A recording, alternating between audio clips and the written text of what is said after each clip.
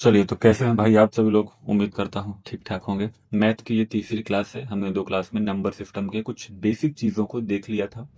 Even, odd, composite, prime, है ना, भाज्य, अभाज्य वगैरह वगैरह। ठीक है। अच्छा, जब मैं पिछले बार वीडियो बना रहा था तो लास्ट में मैंने एक बॉड मास का आपको रूल बताया था। ठीक है। बॉड मास को मैंने रूल बताया था और उसमें मैंने एक बड़ी भारी मिस्टेक कर दी। अब वो मुझे ही नहीं समझ में आ रहा था कि ये हुआ कैसे। अब पता नहीं कहाँ मेरा दिमाग था, क्या किया मैंने।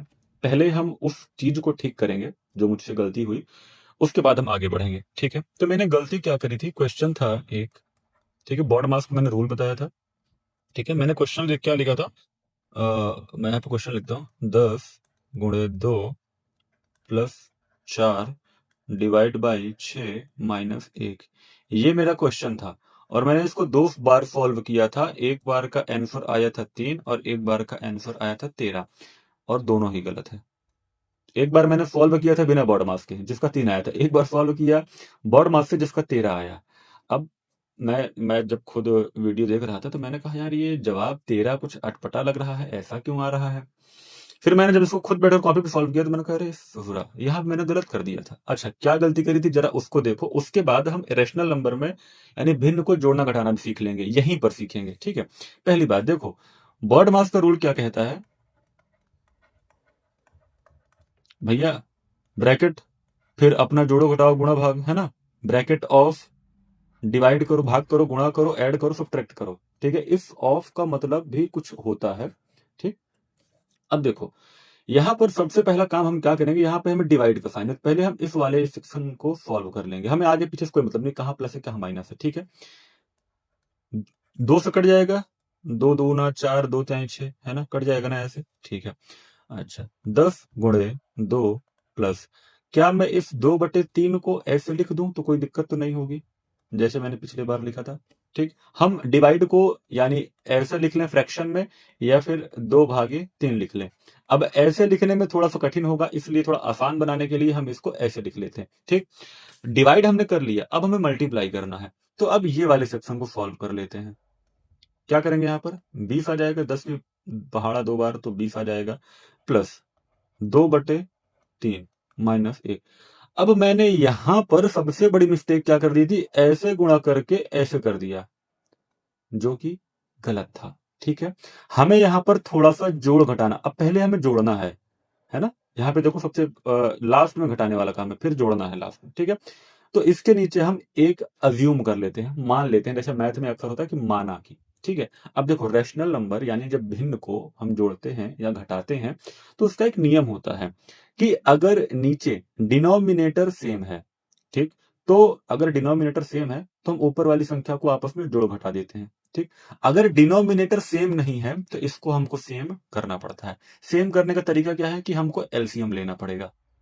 ठीक, तो अब देखो, 20 प्लस 2/3/1, नीचे इसका एलसीएम क्या होगा, 3 आएगा।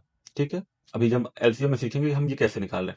मैं इसका एक और आसान तरीका बता देता हूं। नीचे जो नंबर है, इधर 3 है इधर 1 है, इसको आप क्या करो, 3 को इधर यहां मल्टीप्लाई कर दो और ऊपर मल्टीप्लाई कर दो। ठीक, तो हमें नीचे 3 मिल जाएगा। हमें क्या करना है कि नीचे की डिनोमिनेटर को 1 जैसे करना है। यहां पर 1 से, क्यों 1 से, क्योंकि यहां पर 1 है तो इस 1 को इधर मल्टीप्लाई कर देंगे और 3 को इधर, ऊपर 1। अब ये जवाब क्या बनेगा, 20 की टेबल 3 बार पढ़ो तो 60 आएगा, नीचे बन जाएगा 3, बीच में प्लस का साइन था, 2/3, इतना बन गया। अब नीचे देखो, डिनोमिनेटर सेम हो गया। जब डिनोमिनेटर सेम हो जाएगा तो नीचे हम एज इट इज 3 लिख देंगे। ठीक, ऊपर 60 और 2 62। उसके बाद हमारे पास क्या बचा था, 62/3 - 1। अब यहां भी हम मान लेते हैं भाई कि नीचे 1 होगा, अज्यूम कर लिया। अब फिर से देखो, डिनोमिनेटर सेम नहीं है, अलग अलग है, तो नीचे फिर से 3 बनाना पड़ेगा। तो क्या करेंगे भाई, इधर 1 है, 1 1, इधर यहां पे 3 है तो यहां पर 3, यहां पर 3, फाइनली 62/3 - 3/3। अब ये क्या बन करके आएगा, नीचे डिनोमिनेटर सेम हो गया तो नीचे 3 एज इट इज लिख देंगे। उसके बाद 62 में से 3 जाएगा तो कितना आएगा, 59। 59 को 3 से डिवाइड करोगे तो 3 एकन्नम 3, यहां पर 2 रिमाइंडर बचेगा। आप इसको ऐसे भी डिवाइड कर सकते हो, मैं, ठीक है। अब जब बेसिक से चीजें सीख रहे हैं तो हर एक चीज सीखते चलेंगे। 3 एकन्नम 3, यहाँ पे कितना शेष बचेगा 2, यहाँ पर 9। 3 की टेबल पढ़ोगे तो 9 बार में यहाँ पे जाएगा, यहाँ पे आएगा 27। मुझे उम्मीद है कि इतना तो आप लोग समझ गए होंगे ना कि मैं क्या कर रहा हूँ। 9 में 7 जाएगा तो बचेगा 2। अब जब 2 बचा है तो यहाँ पर हमें दशमलव लगा के यहाँ पे 0 बढ़ाना पड़ेगा। अब ये जाएगा 6 बार में 18, और अब ये 2 बार में ही जाएगा जो है 18। अब यहाँ पे फिर 2 शेष बचेगा, 0 लगाओगे 18, तो हम यहाँ पे 19.66 की जगह यहाँ पर लिख देंगे 7। जो हमारा आंसर आएगा ना इसका बॉड मास के रूल के हिसाब से वो आएगा 19.67।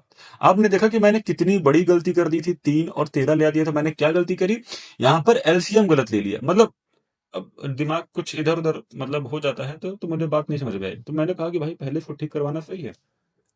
तो इस तरीके से आप जब बॉड मास का रूल लगाएंगे तो आपको चीजों को ऐसे फॉलो करना है। इक्वेशन कितनी भी बड़ी हो, सबसे पहले अगर मान लीजिए कि कहीं पर ब्रैकेट वगैरह दे रखा है, ठीक है, वही इक्वेशन यहाँ पर दे देती, ऐसे ब्रैकेट लगा देता, तो पहले आपको ब्रैकेट को सॉल्व करना है, फिर भाग देना है, फिर गुणा करना है, फिर जोड़ना है और फिर घटाना है। ये एक लाइन बाय लाइन चीजें होती हैं। मुझे उम्मीद है कि आपको इतनी बात समझ में आ गई होगी। ठीक है, अब रेशनल नंबर माने कि रेशनल नंबर को हम पी बाई क्यू के फॉर्म में लिखते हैं। ठीक, अब यहाँ पर मैं भिन्न को आपको जोड़ना, घटाना, गुणा करना, भाग करना, चारों चीज अभी यहीं पर सिखाता हूं। अब देखिएगा, मेरे साथ बने रहिए। पहली बात। दूसरी बात, जितना अगर मैं कह रहा हूं कॉपी पेन लेकर के बैठे तो बैठिए, इसको लिखिए अपने पास। लिखिए कि 2/3 प्लस 4/3। ये पहला केस बनता है जहां पर भिन्न में 2 संख्याएं दी हों और नीचे की संख्या हर एक जैसी हो। माने नीचे 3 है, यहां पर 3 है। मान लो कभी आ जाए 9/6 प्लस 15/6, ऐसे भी आ सकता है। ये पहला केस है। ठीक, पहले केस में क्या करना है, इसको लिख लेना कि अगर नीचे का हर एक जैसा है दोनों तरफ तो कुछ नहीं करना है, नीचे के हर को एज इट इज 6 लिख दो, ऊपर के नंबर को आपस में जोड़ दो। 15 और 9 कितना हो जाएगा, 24। ठीक, अब इसको काट लो। 6 6 दूनी 12, 6 त्रिक 18, 6 चौक 24, तो ये बन जाएगा 4/1, जिसको आप 4 भी लिख सकते हो। ठीक है, इतनी बात समझ में आई। यहां पर भी आप सेम चीज, नीचे 3 लिख दो, ऊपर 4 और 2 6, तो 3 एकन्नम 3, 3 दूनी 6, 2/1, तो इसको आप 2 भी लिख सकते हो। क्या ये बात समझ में आई? आई ना, कि अगर कोई संख्या भिन्न में है और उसका नीचे अंश और हर में से हर एक जैसा हो दोनों तरफ का, तो हम उसको आपस में ऊपर वाले नंबर को जोड़ देंगे और नीचे वाले को एज इट इज लिख देंगे। बट एक दूसरा केस बनता है। दूसरा केस क्या बन रहा है, जहां पर लिख दिया गया हो कि 9/6 प्लस 15/3। अब देखो यहां पर हर अलग अलग है, यानी कि आपका डिनोमिनेटर अलग अलग है। अब क्या करेंगे, अब जब डिनोमिनेटर अलग अलग है तो मेरे भाई एक काम करो ना, भाई बहन चचा जो भी हैं, आप सब लोग देख रहे हैं, तो इसका एलसीएम ले लो। एलसीएम लेना, देखो अभी शुरू शुरू में अगर आप नए नए मैथ सीख रहे हो तो प्रैक्टिस करने के लिए आप एक काम करो, इस वाली नंबर को उठाओ, यहां पर मल्टीप्लाई कर दो, यहां पर मल्टीप्लाई कर दो। ठीक, पहला। अब ये 6 ले लो, 6 को यहां पर मल्टीप्लाई कर दो, 6 को यहां पर मल्टीप्लाई कर दो। हम जब एलसीएम एचसीएफ पढ़ेंगे तो हम सीखेंगे कि हम ये क्यों कर रहे हैं और इसका डायरेक्ट एलसीएम कैसे ले सकते हैं। ठीक है, इतना करने की आपको जरूरत नहीं पड़ेगी, बट ये प्रैक्टिस के साथ आएगा। मैंने अगर अभी यहीं पर बता दिया, भाई बहुत बड़ी दिक्कत हो जाती है, आदमी बेसिक नहीं सीख पाता, सीधा ट्रिक पे कूद जाता है और वो जीवन भर शॉर्टकट ढूंढता है। शॉर्टकट नहीं, आप समझो कि पूरी बात क्या है। 9 त्रिक 18, 18, 6 त्रिक 18। ठीक, अरे भैया देखो 9 त्रिक 18 कह रहा हूं, मेरे वही बता रहा हूँ ना, मेरा दिमाग जो जैसे पगला हो गया है। 9 त्रिक 27 होता है, 6 दूनी 12, 6 त्रिक 18 होता है, बीच में प्लस का साइन है, देखो इक्वल लगा रहा हूँ। बोलते बोलते लिखता कुछ हूं, बोलता कुछ हूं जो है, बोलता सही हूं, लिखता गलत हूं जो है। अब ई क्या बन गए रे, 3, 6 दूनी 12, 6 त्रिक 18, नीचे क्या होगा 18, ऊपर 15 का पहाड़ा आता है। बाबू एक काम करना, 15 से नहीं, 1 से लेकर के 20-30 तक की टेबल एकदम रट्टा मार लो, रट्टा। मैथ एकदम थोड़ा सा आसान हो जाएगी उसको याद करने से। अब जिसको मैं 15 का टेबल नहीं आता, भाई मल्टीप्लाई कर लो। 15 दूनी 30, 15 तिया 45, 15 चौको 60, 15 पचे 75, 15 छक्का 90। अब छक्का कहीं और लेकर के मैं जाना, 15 को 6 बार मल्टीप्लाई करोगे तो 90 आएगा। अब नीचे का जो आपको दिख रहा है डिनोमिनेटर सेम हो गया ना, अब ये वही वाली इक्वेशन बन गई। तो हमें डायरेक्टली क्या करना है भाई, कुछ नहीं, नीचे का 18 एज इट इज लिख दो, ऊपर वाले नंबर को जोड़ दो। 7 और 0 कितना आएगा? 7। 9 और 2 11। 117/18। अब अगर ये कटे तो आप काट लो, ना कटे तो इसको एज इट इज छोड़ दो। ये आपका फाइनल आ गया। ठीक, ये तो बात हो गई जोड़ने की। सेम यही चीज, सेम यही, कुछ भी अलग नहीं। दोनों केस घटाने में बनते हैं, दोनों केस। मान लो कि नीचे का डिनोमिनेटर सेम हो, जब पहला केस घटाने का बता रहा हूं। ठीक, ऊपर लिख दो 4, नीचे लिख दो 2, इसको घटा दो, ऊपर लिख दो 2, नीचे लिख दो 2। पहला केस क्या हो गया, नीचे के डिनोमिनेटर को सेम एटिव लिख दो, 4 से 2 को माइनस कर दो, 2 आ जाएगा, 2 से कट जाएगा, आ जाएगा आपका 1। ये पहला केस था। दूसरा केस क्या है, नीचे का डिनोमिनेटर जब अलग अलग हो, तो नीचे का डिनोमिनेटर मान लो यहाँ पे लिख दो 2, ऊपर लिख दो 4, घटा दो, यहाँ पे लिख दो, मान लो लिख दो कि 5 6, 6 लिख दो 6, और नीचे लिख दो 3। अब इन दोनों का फिर से आपको एलसीएम लेना पड़ेगा। तो आपको पता ना क्या करना है, इधर ये 3 है, यहाँ पे इधर मल्टीप्लाई कर दो, ये 2 है यहाँ पर, इधर 2 की मल्टीप्लाई कर दो। तो जब याद रखो, अगर हम नीचे किसी नंबर से मल्टीप्लाई कर रहे हैं तो हमें ऊपर भी मल्टीप्लाई करना है। ऊपर भी 3, ऊपर भी 2। ठीक, 4 त्याई 12/6 माइनस 6 दूनी 12/2 त्याई 6। अब ये नीचे 6 आएगा, ऊपर 12 में से 12 चला जाएगा तो कितना आएगा, 0/6। ठीक, 0/6 यही आएगा। बात क्लियर है? तो जोड़ने का और घटाने का दोनों का नियम सेम है। अब देख लेते हैं थोड़ा सा गुणा करने का नियम। ठीक है, मान लो कि भिन्न में कोई संख्या हो, 2/4 गुणे 9 मान लो कि यहाँ पे 8 लिख दो। अब इसको कैसे करेंगे, इसका सीधा सा फंडा है, ऊपर को ऊपर मल्टीप्लाई कर दो, नीचे को नीचे। 9 दूनी 18, 8 चौक 32, सीधा। अब अगर ये कट जाए तो और काट लो, ना कटे तो कोई बात नहीं। ये होता है गुणे का फॉर्मूला। ठीक, भाग का, ये चौथा बात बता रहा हूं भाग का। मान लो कि यही नंबर आपको 2/4 भागे 9/8 मिल जाए, तो इसको क्या करेंगे भाई, कुछ नहीं करना है, इसको हम मल्टीप्लाई में चेंज करेंगे। और ये एक रूल है कि जब भी आप डिवाइड को मल्टीप्लाई में चेंज करते हो तो ये वाली नंबर पलट जाती है ना, व्युत क्रमानुपाती, है ना। आगे वाली सेम रहेगी, 2/4। अब ये मल्टीप्लाई का साइन लग गया तो नीचे की 8 ऊपर चली जाएगी, ऊपर का 9 नीचे चला आएगा। ठीक, इसके पीछे का रीजन क्या है, लॉजिक क्या है? घर में बैठिए, होमवर्क करिए और बताइए मुझे कमेंट में कि सर ये सिर्फ पीछे की नंबर क्यों चेंज हो रही है, आगे वाली क्यों नहीं हो रही। देखो मेरे दोस्त, मैथ में बहुत छोटी छोटी बात होती है जो हमें नहीं पता होती है, और हम यहां पर किसी भी पेपर की तैयारी नहीं कर रहे हैं, हम दुनिया में कुछ नहीं कर रहे हैं, हम सिर्फ और सिर्फ मैथ सीख रहे हैं, हम गणित सीख रहे हैं। और आप ये ध्यान रखिए कि अगर आप गणित सीख गए तो दुनिया का कोई भी पेपर हो, कोई भी किताब हो, ये बेसिक बातें आपको हर जगह काम में आएंगी, हर जगह।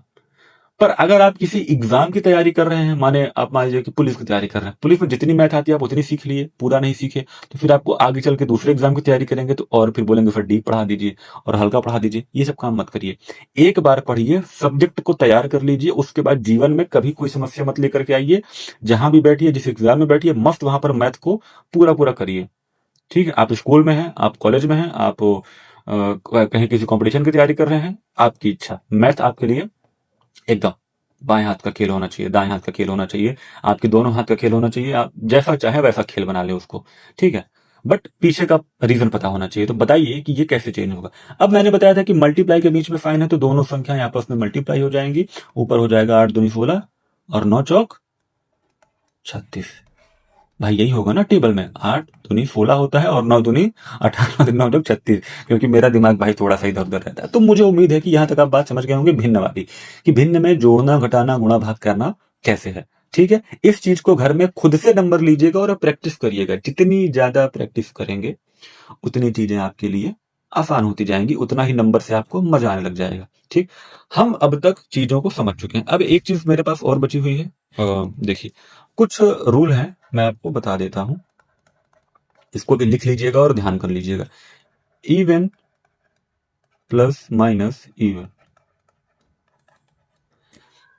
कहीं पर अगर इवन नंबर है और उसका जोड़ घटाना किसी इवन नंबर से ही हो रहा है तो आंसर आपको हमेशा इवन नंबर मिलेगा। ठीक, इसको ध्यान कर लीजिएगा। ठीक है, कहीं पर ऑड है, ऑड है, ओके, ऑड है, उसका जोड़ घटाना हो रहा है किसी ऑड नंबर के साथ, तो वहां पर भी इवन ही आपको मिलेगा। अभी मैं आपको इसका एग्जांपल भी दूंगा, करके दिखाऊंगा। और कहीं पर इवन है, उसका जोड़ घटाना किसी ऑड के साथ हो रहा है, तो आपको हमेशा ऑड मिलेगा। अभी हम आगे कुछ क्वेश्चंस को करने वाले हैं, वहां पर हम देखेंगे कि क्या चीजें हो रही हैं। यहां तक मुझे उम्मीद है कि आपको बात समझ में आई होगी। उदाहरण के लिए इवन, इवन नंबर क्या होती है मैंने आपको शुरू में बता दिया है, तो अब मुझे उम्मीद है कि आपको बताने की जरूरत नहीं पड़ेगी, इसलिए पहले बताया था ना, ताकि आगे बार बार ना बताना पड़े। यहां पर 2, यहां पर 4, बराबर क्या आया 6। क्या 2 इवन नंबर है या नहीं? क्या 4 इवन नंबर है या नहीं? क्या 6 इवन नंबर है या नहीं? बताइए।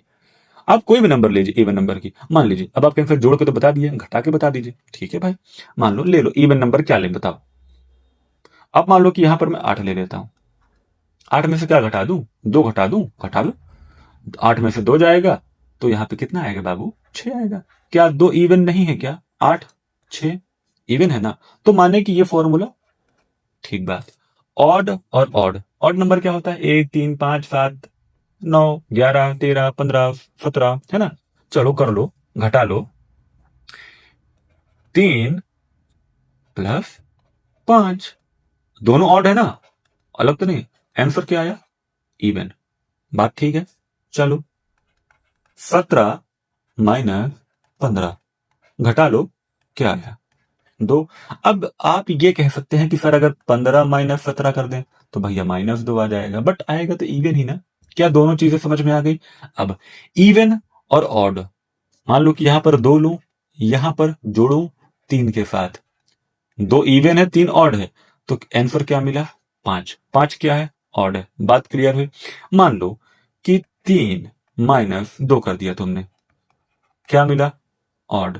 3 और 1 फुफुरा 3, मतलब चलो ठीक है, दोनों में से कोई एक इवन होनी चाहिए, तो हमें यहां पर ऑड ही मिलेगा। ठीक है, तो अब आप चाहें तो ऐसे रखें कि पहले इवन आए या बाद में आए, वो आपके ऊपर है। ठीक है, तो मुझे उम्मीद है कि यहां तक अब मैंने आपके सारे कॉन्सेप्ट क्लियर कर दिए। अब हम चलते हैं सीधा अपने क्वेश्चन पे, कुछ क्वेश्चन को प्रैक्टिस करते हैं और देखते हैं कि आपको और मुझे दोनों लोगों को बात कितनी समझ में आई। मुझे ये पता चलेगा, कमेंट करके आप बताइएगा कि क्या आपको हर एक कॉन्सेप्ट क्लियर है। जो ना क्लियर हो उसको प्लीज मेंशन कर दीजिएगा, तो जब अगली वीडियो आएगी तो मैं उसमें आपको बताने की कोशिश करूंगा। ठीक है, पहला क्वेश्चन क्या कह रहा है कि निम्नलिखित में से कौन सी एक परिमेय संख्या है? परिमेय संख्या मैंने आपको बताया क्या होती है? रैशनल नंबर, जिसको हम पी बाई क्यू के फॉर्म में लिख सकते हैं। क्या 2 को यहां पर 2 नहीं होगा, यहां पे आई थिंक √2 है और यहां पर √3 है। ठीक है, तो √2 को आप पी बाई क्यू में नहीं लिख सकते, √3 को नहीं लिख सकते, इसको कैसे लिखेंगे भाई? ये तो बार बार रिपीट हो रहा है नंबर, देख रहे हो? ठीक, यहां पर 0.09 है। अब इसको थोड़ा सा अवॉइड करिएगा। कुछ मैं पीपीटी बना रहा था तो थोड़ा सा मतलब चीजें इधर उधर हो जा रही थी, मतलब अभी ऐसे कभी न्यूमेरिकल पीपीटी में लिखे नहीं मैंने। चलो, तो 0.9 है यहाँ पर, 0.9 को हम पॉइंट हटाएंगे तो नीचे 10 बना देंगे, तो 9/10। ठीक है, इसको हम पी बाई क्यू के फॉर्म लिख सकते हैं, तो हमारा जवाब हो जाएगा डी। ठीक है, यहाँ पर बात समझ में आई। चलिए अब दूसरा क्वेश्चन आता है आपके सामने कि विषम संख्या तथा सम संख्या का योग, अभी मैंने बताया था आपको ऑड प्लस इवन का योग क्या होगा, या फिर मैं इसको लिख दूं इवन प्लस ऑड। आपने ये पढ़ा है ना, इवन प्लस ऑड क्या होगा? सदैव क्या होगा बताइए? सदैव विषम होगा। अभी तो बताया था ना ऑड आएगा। ठीक है, तो हमारा जवाब दूसरा सही होगा। अच्छा, ऑलवेज इवन कब होगा? या तो इवन प्लस इवन मिले या तो ऑड प्लस ऑड मिले। ठीक है, can be even, can be odd और even, can not be said. ठीक, चारों ऑप्शन आपके सामने है, आप बढ़िया मस्त आराम से। ठीक है, प्रथम अभाज्य संख्या, ये मैंने आपको बताया था अभाज्य संख्या क्या होती है। ये लो दो आपकी ऐसी नंबर है जो अभाज्य संख्या है। पहली प्राइम नंबर क्या होती है? जिसके सिर्फ और सिर्फ 2 गुणनखंड हो। ठीक, एक तो एक और एक वो खुद नंबर। ठीक, चलिए अगला क्वेश्चन क्या कहता है, एवरी प्राइम नंबर कंटेन्स। अभी मैंने आपको बताया कि प्रत्येक अभाज्य संख्या के सिर्फ दो गुणनखंड होते हैं, ओनली दो, गलत हो जाएगा, नो गलत हो जाएगा, केवल दो गुणनखंड ये सही हो जाएंगे भाई साहब।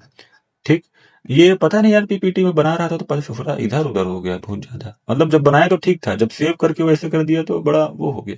चलो देखते हैं। ठीक है, कौन सी एक काल्पनिक संख्या, इमेजिनरी नंबर के बारे में मैंने आपको बहुत डीप में बताया है भैया। इमेजिनरी नंबर रूट में देखो, रूट वह गायब हो गया यहाँ पे, मतलब यार क्या किया जाए, लगा लो यहाँ पे रूट लगा लो भाई। अंडर रूट -5 ये क्या है, एक इमेजिनरी नंबर क्यों है, अब आपको बताया है, आप मुझे कमेंट करके बताइए कि इमेजिनरी नंबर क्या होता है। चलिए अब बताइए, एक अभाज्य संख्या है, प्राइम नंबर कौन सी होती है, इसका कोई भाजक या डिविजर नहीं होता, is not a positive integer, यह एक धनात्मक पूर्णांक नहीं, क्या ये बात सही है, divisible only by itself and one. अभी मैंने आपको बताया था कि प्राइम नंबर में केवल दो फैक्टर होते हैं, एक तो एक होता है और दूसरा वो खुद नंबर होती है, तो यानी कि क्वेश्चन नंबर सी आपका आंसर नंबर सी सही है, ऑप्शन नंबर सी भाई। चलिए, को प्राइम का कौन सा सेट बनाता है बताइए। को प्राइम मैंने आपको बताया था कि जहां पर कुछ कॉमन ना हो, माने कि सिर्फ और सिर्फ एक कॉमन हो। अब इसमें से कौन सी नंबर आपको दिख रही है जहां पर में सिर्फ एक कॉमन है, 21 और 42, यहां पर क्या कॉमन है, 21 और 42, क्या यहाँ पर 21 कॉमन नहीं है, क्या यहाँ पर 1 कॉमन नहीं है, 21 हम साथ 21 1 जा 21 21 2 जा 42, 43 और 129 में 43 को टेबल तुम 3 बार पढ़ोगे तो आ जाएगा 129, तो यहाँ पर 43 भी कॉमन निकल आया। यहाँ पर 3 और 9 तो आप जान ही रहे, 12 और 7, 12 और 7 में देखिए आप क्या कॉमन निकालेंगे सिर्फ एक के अलावा, तो हमारा जवाब पहला सही हो गया। ठीक है, आगे, निम्न में से कौन सी एक विषम भाज्य संख्या है जो ऑड भी हो प्लस कॉम्पोजिट भी हो। अच्छा, कॉम्पोजिट क्या होता है, जिसके दो से ज्यादा फैक्टर हो, बात याद है ना भाई, ये 1 5 नहीं है, ये 15 है, बता दो रहा हूं, अगली बार से थोड़ा सा ध्यान से और बनाना पड़ेगा। ठीक, अब बताइए इसमें से कौन सी ऐसी नंबर है जो ऑड के साथ साथ दो से ज्यादा उसके फैक्टर हो, क्या 13 है, ऑड तो है बट इसके फैक्टर कितने हैं, 17 ऑड तो है बट फैक्टर 12, ऑड है क्या, इवन है ना, बचा क्या 15, ऑड तो है, फैक्टर कितने हैं इसके, 3 5 1, दो से ज्यादा फैक्टर दिखा दिए ना, ठीक है, और एक खुद 15।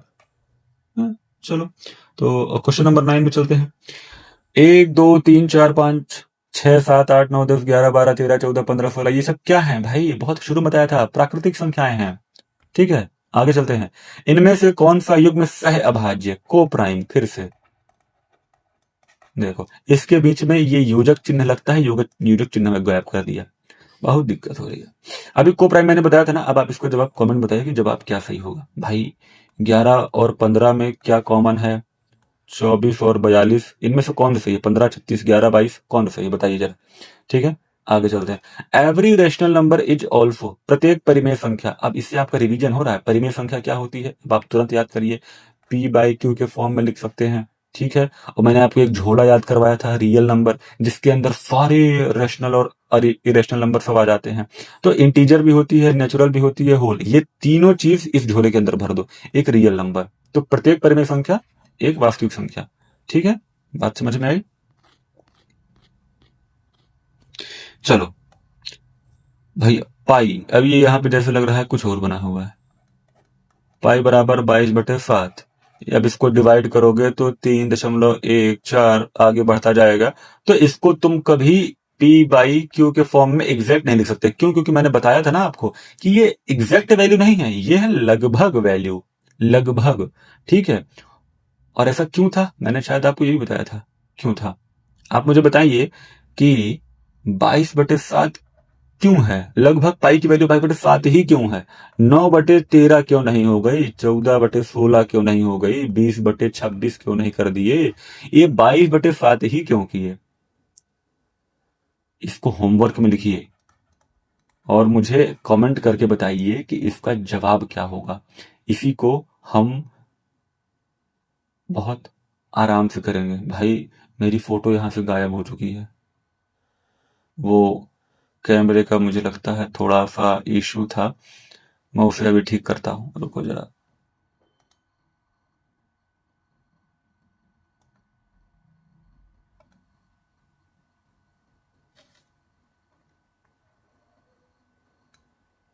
हाँ, आ गया आ गया आ गया। ठीक है, कैमरा गायब हो गया था भाई। चलो, तो हाँ, ये क्या है, एक क्या है, इरेशनल नंबर होगा, कहाँ गया, पाई। ठीक है, क्यों क्यों होगा इरेशनल, क्योंकि पी बाई क्यू के फॉर्म में नहीं एक्सप्रेस कर सकते। ठीक है, अब which of the following is always odd. अभी मैंने आपको रूल बताया था कि हमेशा ऑड होगा। कब कब सम ऑफ टू ऑड नंबर्स, अगर ऑड और ऑड को जोड़ेंगे तो क्या आएगा, मैंने आपको बताया था, क्या आएगा, इवन आएगा ना दोस्त। Difference of two odd numbers, मतलब इसी ऑड को अगर घटा देंगे, ओ माइनस ओ कर देंगे तो भी तो इवन ही आएगा, माने ये दोनों नहीं होगा। ये ऑप्शन पता नहीं होने से। Product of two odd numbers, अब देखो ये करके देखते हैं, ऑप्शन सही है कि नहीं देख लेते हैं ना भाई। प्रोडक्ट प्रोडक्ट का मतलब होता है गुणा करना। ठीक है, चलो, दो विषम संख्याओं का गुणनफल, विषम संख्या एक गुणे तीन, हो माई गॉड, सदैव विषम, पहली बार तो दिख गया भाई। चलो आगे कर लेते हैं, तीन गुणे पांच, और ये दादा रे, ये तो 15 मिल गया, ये भी विषम है। चलो आगे कर लेते हैं, पांच गुणे सात, देखो दोनों विषम है ना, 35। 35 सम है कि विषम है, तुम बताओ जरा। सात 63, ठीक, 9 गुणे 11 99, माने कि हमारा जवाब क्या होगा, सी। मैं करके दिखा रहा हूं, देखो, ये कोई तुक्का नहीं मार दे रहा हूं, तुम खुद करो और देखो, यूं ही मत बता देना कि अरे ये होगा। चलो, कह रहा है, ठीक है, तो अब ये क्वेश्चन देखते हैं। क्वेश्चन क्या कह रहा है कि यदि M N O P Q एक पूर्णांक है, तो M N plus O P minus Q ये सम होना चाहिए।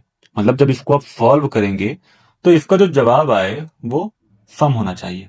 जीरो लिख दिया भाई, दो सम होना चाहिए। अब मैं आपको एक चीज बताता हूं, मैथ में अगर आप कभी भी कोई इक्वेशन सॉल्व कर रहे हो, ठीक है, मान लीजिए कि मैंने यहां पर लिखा 3 5 7, तो 5 त्याई 15 सत्ते 15 सत्ते 105, ठीक, ऑड था, ऑड था, ऑड था, तो हमें जवाब क्या मिला, ऑड मिला।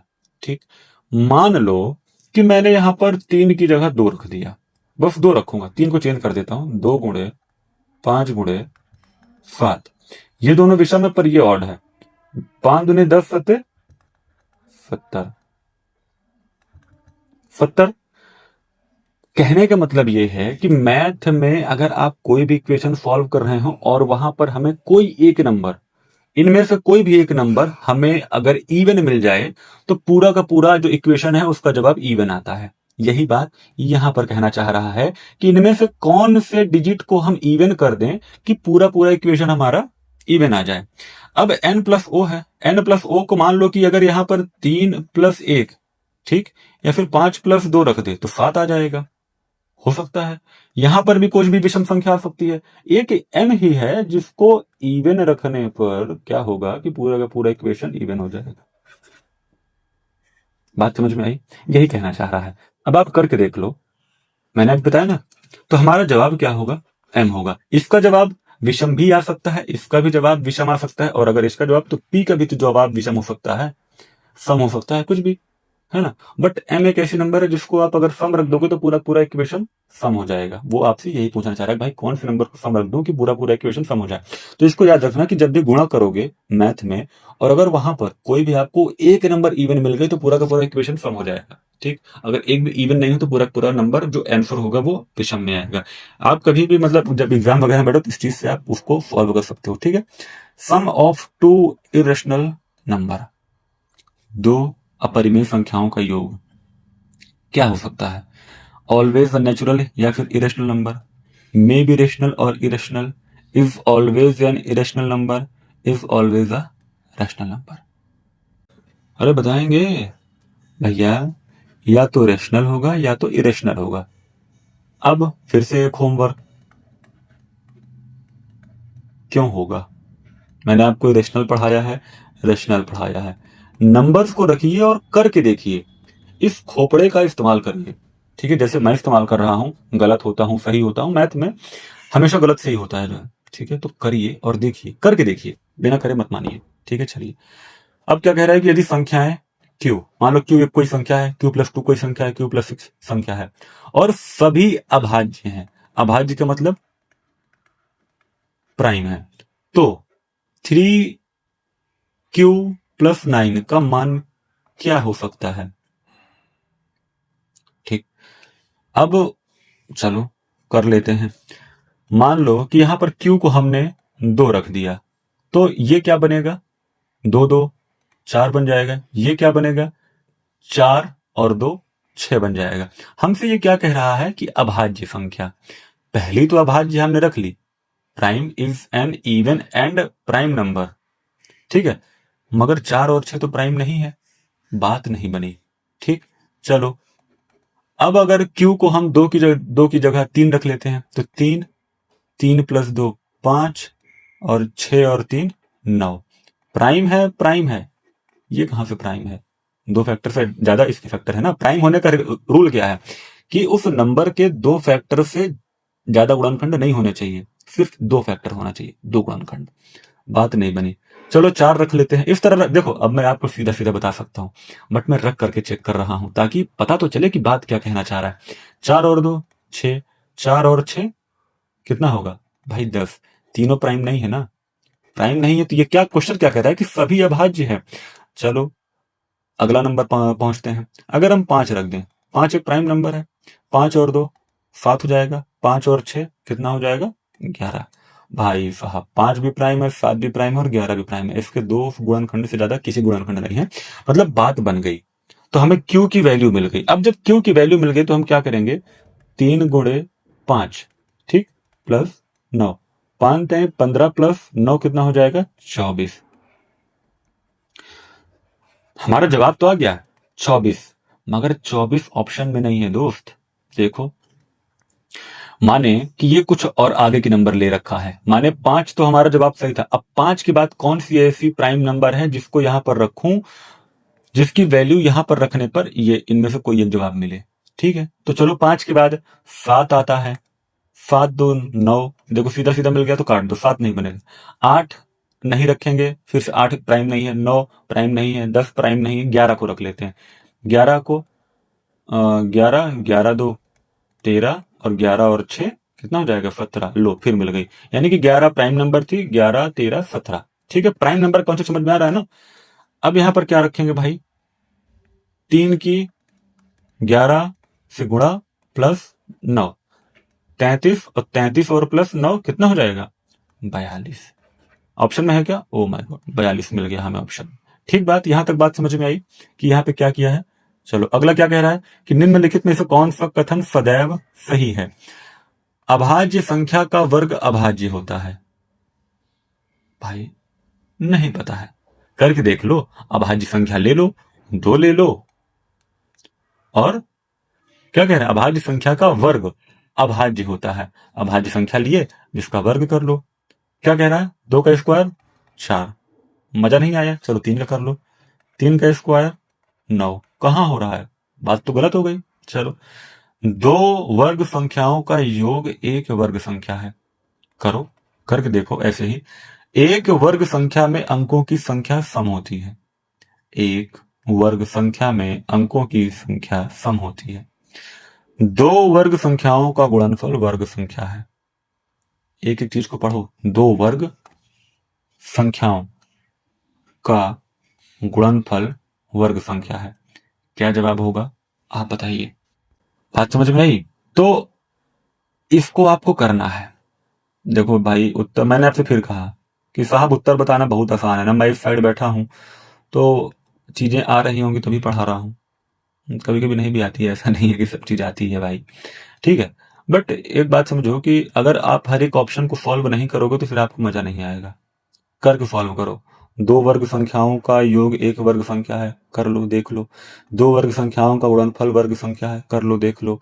इसको भी रख के देख लो कि बात बन रही है कि नहीं बन रही है। जहां बात बन जाए उसको टिक कर देना। आपका ऑप्शन वैसे डी होगा, मैं आपसे बता दे रहा हूं। अब आप घर पे करना और बताना कि क्या आपका ऑप्शन डी आ रहा है। ठीक है, चलो अब इन कथनों पर विचार करते हैं और जवाब देते हैं कि दो परिमेय संख्याओं के बीच सीमित परिमेय संख्याएं होती हैं। क्या ये बात सही है? परिमेय संख्या का मतलब क्या? जिसे पी बटे क्यू के फॉर्म में व्यक्त कर सकते हैं, और कोई नंबर ऐसी है जिसको पी बटे क्यू के फॉर्म में न व्यक्त किया जा सके, है ना?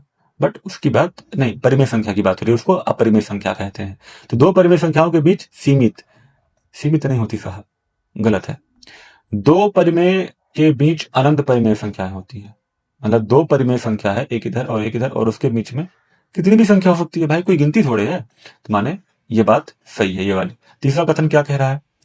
पहला दूसरा पढ़ लिया, तीसरा ये है, दो परिमेय के बीच सीमित अपरिमेय संख्या है। अरे बिल्कुल गलत है भाई, तो आपका केवल बी सही है। ठीक है, अब देखो ये बात ऐसे नहीं पता चलती। परिमेय संख्या क्या होती है पता होना चाहिए, अपरिमेय संख्या क्या होती है पता होना चाहिए, तब आप इन कथन को जब पढ़ेंगे तो आपको बातें समझ में आएंगी। ठीक है, अगला क्वेश्चन, कौन सी ना तो अभाज्य संख्या है और ना ही भाज्य संख्या है? अभाज्य संख्या माने कि जिसके दो फैक्टर होते हैं, भाज्य संख्या माने जिसके दो से ज्यादा फैक्टर होते हैं। ठीक, तो कह रहा है कि कौन सी ना अभाज्य है, मतलब अभाज्य नहीं है। तो चलो ढूंढो। तीन तो प्राइम है भाई, दो भी प्राइम है, गलत हो गया, गलत हो गया। एक भी प्राइम है कहां है? एक ही तो फैक्टर है, कम से कम दो फैक्टर चाहिए। ऑप्शन यही सही होगा, क्योंकि कंपोजिट भाज्य के लिए दो से ज्यादा फैक्टर चाहिए। इसका तो एक ही बना हुआ है, केवल एक। दूसरा क्या है बताओ? नहीं है ना, तो हमारा जवाब पहला सही हो गया। अगला क्वेश्चन क्या है? अरे भाई, पी है, क्यू है, आर है, ये तीनों अभाज्य संख्या है। अब समझ जाओ कि पी क्यू आर क्या है, अभाज्य, यानी प्राइम नंबर है। तो यहां पर इवन ऑड ये सब मत रखना। ठीक है, प्राइम, प्राइम नंबर कौन सी होती है? कौन सी होती है भाई? दो, तीन, पांच। मान लो कि पी क्यू आर दो तीन पांच है, जहां पी छोटा है क्यू से। अब इसको करते चलो, पी छोटा है क्यू से, यहां पे तीन लिख दो।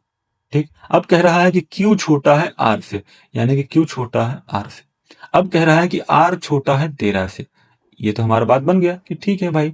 तो कह रहा है कि कितने मामलों में P plus Q plus R भी अभाज्य संख्या होगी। मतलब कि कह रहा है कि कितने बार ऐसा होगा कि जब आप पी क्यू आर को जोड़ेंगे तो आपको प्राइम नंबर ही मिलेगा। अब आपको ये करके देखना पड़ेगा, जैसे मैं कर देता हूं, दो तीन पांच, पांच तीन आठ दो 10, गलत, बात सही नहीं है। ठीक, कुछ और रखो। तो पहले ये देख लो कि 13 से छोटे कितने ऐसे प्राइम नंबर हैं।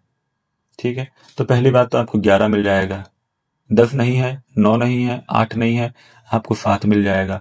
फिर 6 नहीं है, आपको 5 मिल जाएगा। फिर 4 नहीं है, आपको 3 मिल जाएगा। फिर 2 मिल जाएगा, फिर नहीं मिलेगा। अब इनको आपको जोड़ना है, कई बार जोड़ना है। मान लो आपको 2 3 5, 5 5 10, नहीं बात बनी। 2 3 5, 5 और 7 11, एक बार तो बन गया। 2 3 5, 5 और 11 16, बात नहीं बनी। चलो अगली बार करो, 3 और 2 5 और 7, 7 5 कितना होगा 12, बात नहीं बनी, छोड़ दो। 3 और 2 5, 5 और 11 16, नहीं बात बनी। ठीक है, 7 5 क्या, अब ऐसे आपको जोड़ते जाना है जो है। तो दो बार ऐसी संभावना आएगी जब ये सारे क्वेश्चन मैंने पहले सॉल्व कर रखे हैं, तो इसलिए मेरे लिए थोड़ा सा आसानी हो रही है आपको करके बताना। दो बार ऐसा होगा कि जब आप इन सभी इक्वेशन को तीन मतलब रखेंगे कई बार पे, तो दो बार ऐसा होगा कि जब आपको क्या मिलेगा, प्राइम नंबर मिलेगा। एक बार तो मैंने आपको दिखाई दिया, एक बार आप खोज लीजिए और कमेंट करके बताइए कि मिला कि नहीं मिला। चलिए अब ये वाला क्वेश्चन क्या कहता है, दो क्रमागत विषम पूर्णांकों के वर्गों के बीच का अंतर सदैव किससे विभाज्य होगा? माने 3 से होगा, या तो 7 से होगा, या तो 16 से होगा, या तो 8 से होगा। ये 16 लिखा है, 1/6 नहीं है भाई। ठीक है, अच्छा, विषम पूर्णांक निकालते कैसे हैं जो लगातार हो? उसके लिए 2n+1, हर बार अंतर है ना, 2n+3, ठीक है, अब इससे आगे करते जाएंगे तो 1 3 5 7, ठीक है, अब आगे 2n लगता चला जाएगा। तो चलो कर लेते हैं। 2n+1, दो क्रमागत विषम पूर्णांक कौन से होते हैं? पहला तो 1 हो गया, 3 का स्क्वायर प्लस 1 का स्क्वायर, 9, अंतर बोल रहा है, ओके ओके, माइनस कर दो, 9 में से 1 गया तो 8 आ गया, ठीक है। दो क्रमागत विषम पूर्णांक, 5 का स्क्वायर माइनस 3 का स्क्वायर, 25 माइनस 9, कितना आ गया? 16 आ गया। 8 से कट रहा है, 8 से कट रहा है, आगे कर लेते हैं। 7 का स्क्वायर माइनस 5 का स्क्वायर, ठीक है। 49 माइनस 25 कितना आएगा? 9 में से 5 गया 4, और 4 में से 2 गया 2, 24। यानी कि 8 एक ऐसी नंबर है जो लगातार काट रही है, तो जवाब आपका हो जाएगा 8। ठीक है, अगला क्वेश्चन क्या कहता है? प्रत्येक प्राकृत वास्तविक संख्या है, मतलब जो हर एक नेचुरल नंबर है वो एक वास्तविक संख्या है। बात सही है, क्योंकि हमने रियल नंबर वाला झोला याद है ना, उसमें मतलब उसमें नेचुरल नंबर को भी डाल दिया था। प्रत्येक वास्तविक परिमेय संख्या है, मतलब जो भी एक रियल नंबर है वो रैशनल नंबर भी है। ठीक है, देख लेते हैं। प्रत्येक पूर्णांक वास्तविक है, हमने बताया था, रियल में इंटीजर का झोला डाल दिया था। प्रत्येक परिमेय वास्तविक संख्या है, ठीक है, बात सही है। एक बात बताओ, प्रत्येक वास्तविक परिमेय है,